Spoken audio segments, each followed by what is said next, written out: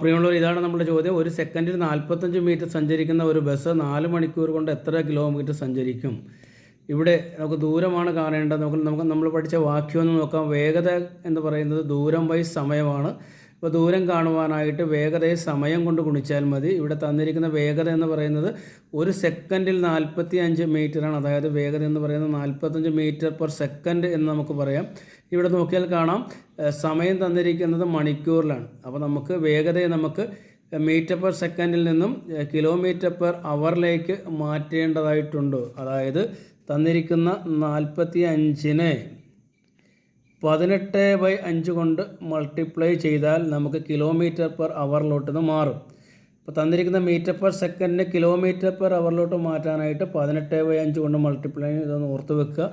നമുക്ക് കിട്ടിക്കഴിഞ്ഞാൽ പിന്നെ 5ഉം 45 ഡിവൈഡ് ചെയ്ത് 9 കിട്ടും. 9 × 18 എന്ന് പറയുന്നത് 162 നമുക്കിനി പിന്നെ ഇവിടെ തന്നിട്ടുണ്ട് ദൂരം കാണുവാനായിട്ട് വേഗതയെ സമയം കൊണ്ട് മൾട്ടിപ്ലൈ ചെയ്താൽ മതി. ഇവിടെ വേഗത എന്ന് പറയുന്നത് എത്രയാണ്? നമ്മുടെ 4 മണിക്കൂറാണ് എന്ന് തന്നിട്ടുണ്ട്. പിന്നെ സമയം 4 മണിക്കൂറാണ് തന്നിട്ടുണ്ട്. വേഗത നമുക്ക് 162 കിട്ടി. തമ്മിൽ മൾട്ടിപ്ലൈ ചെയ്താൽ നമുക്ക് 648 കിട്ടും. അതായത് 648 കിലോമീറ്ററാണ് ഇവിടെ സഞ്ചരിച്ച ദൂരം. ഓക്കേ.